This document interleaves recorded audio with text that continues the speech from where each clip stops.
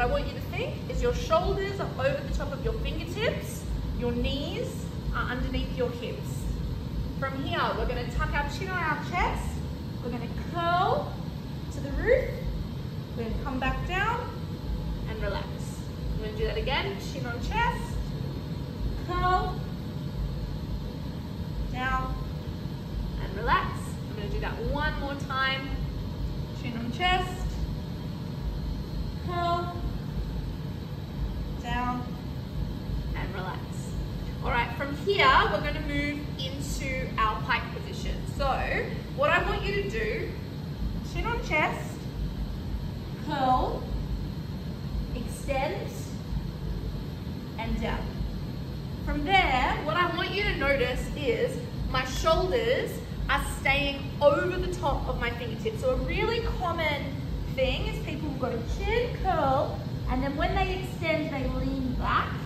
We don't want that. We want to maintain our shoulders over the top of our fingertips, because what that does is it emulates that handstand position.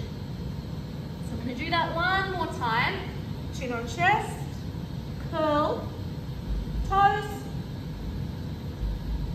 and down. Okay? From there, it's really good to use a tile on the floor. Standing facing the tile as if it is a diamond, we're going to move into our A-frame push-up. So you're going to have one hand on either side of that tile, shoulders over fingertips, and from there, the crown of our head. So commonly people are going to go for here. What we want is the crown of our head to make contact with the floor. I'm flexible, so I can do it with straight legs. You may need to bend your knees. So hand on either side. From there, chin on chest, crown of the head to the top of the triangle, push back up. We're not pushing back, we're pushing so that we're in line shoulders with fingertips. We want to build 10 reps here. Okay, from there, we're going to move on to the box. Level 1, 20 inches, level 2, 24. The better we get, the higher the box is going to get. The best way to get onto the box, and the only way people should be getting onto the box, is hands first, then knees. If you go knees onto hands, it's dangerous. You're going to hurt your wrists, and you could do some proper damage. So hands on the floor first. From there, you're going to bring your knees as close to your body as you can, keeping those shoulders over the top of your fingertips. Just like we did on the floor, triangle, crown of head, push back up. Do one more, crown of head, push back up.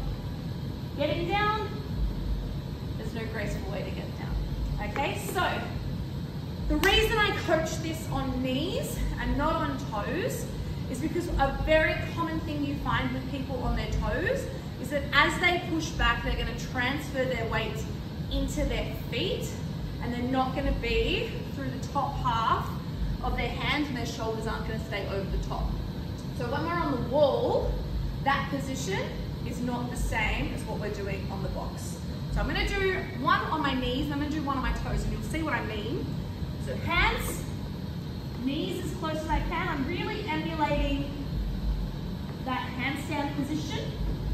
When I come onto my toes, I can transfer the weight, and I'm not in the right shape. That is where we want to be. Give it a try and see how it feels. Okay, that's strict. We want to talk tipping from the wall.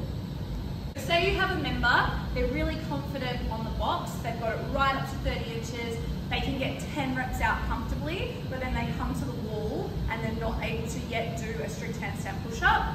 The best thing for them to make them feel like they're challenging and they're progressing is to put them on a box into a deficit. So plates or dumbbells, I find plates are a little bit sturdier, so that's going to make it easier. Plates on the floor, exactly where your hands would be. Make sure that there's enough space for their head to fit through. Same way we get on, hands on the floor, knees as close to the body as we can. From there, making that triangle, tap, pushing back up. The goal here, getting 10 reps in a row. So 10 is the magic number. If they can get 10 here and they still can't do 10 strict handstand push-ups on the wall, I'll be very surprised.